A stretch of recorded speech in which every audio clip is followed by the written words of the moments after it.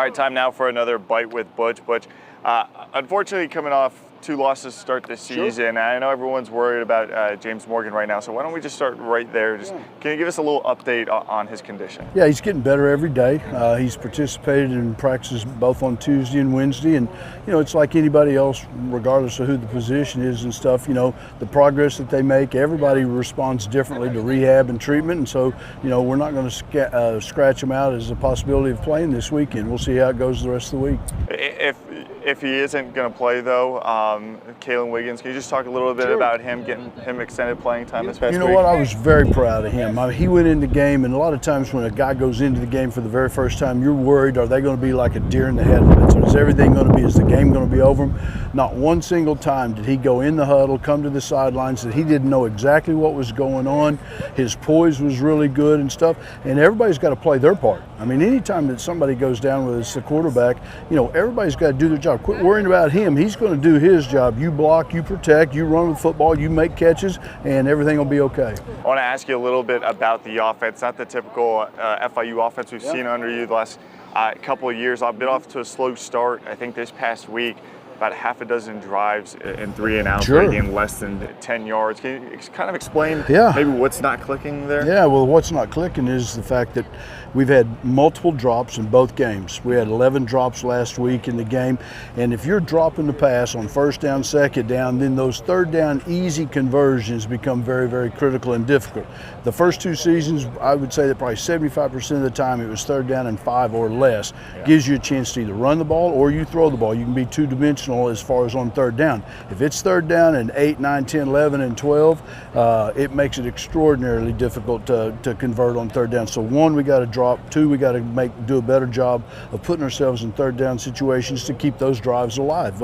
I showed some film to the team on Sunday, and we picked out like 10 different clips, and we said if we would have just made these plays that presented themselves, we would have had a chance to completely flip the outcomes. Some were offense, some were defense, some were special teams. If the punt returner muffs the ball, get on the ball, we got the ball inside the 40-yard line. I mean, there was a variety of different things.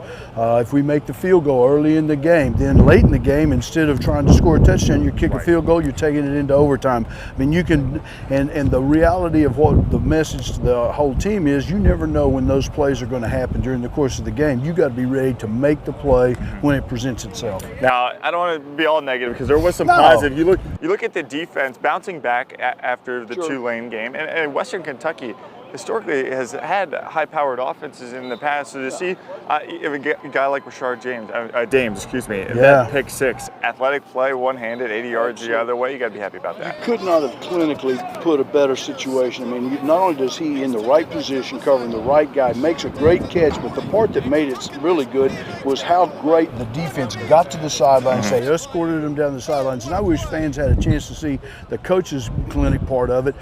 Sage Lewis blocks a guy initially early in the play, sprints all the way down the field, and he's the guy that blocked the last guy there that allowed Dames to make a cut and get in the end zone. I mean, that's the kind of leadership and the performance that you want out of your best players. Now, this week, can you tell us a little bit of what you're seeing in New Hampshire, your next opponent? Sure. I know they've got a little bit of coaching instability right now with Sean McDonald taking a leave of absence, but still, I know conference games are on the way. You still can't overlook a team like that. Oh, absolutely not. I mean, obviously, we need to improve. I mean, and I've always said this. We said it in 2017 and 18. A lot of times, it's not about the other team, regardless of who it was, week 1, week 2, week 3. It's really about you. It's about your preparation, your performance, and you go out and play. It doesn't matter who the opponent is. You want to make sure that you're getting better and that you're performing. When you watch the tape, this is what I can tell you about New Hampshire. They're very, very well coached. I mean, their fundamentals and their techniques, you don't see guys doing stupid stuff, guys being out of place, busting coverages, run responsibilities, their gap control on offense. I mean, they're executing. They've got some guys that can make plays, so we better show up and play. Yeah, that coaching staff has been there for quite some time. I know we call this a Bite with Butch. We're a little on a short and tight schedule this week, so well, you owe me a bite. So I didn't bring your food. Yeah, I'll bring a bite next week. Coach, thank you so much, and You're good welcome. luck. Thank you.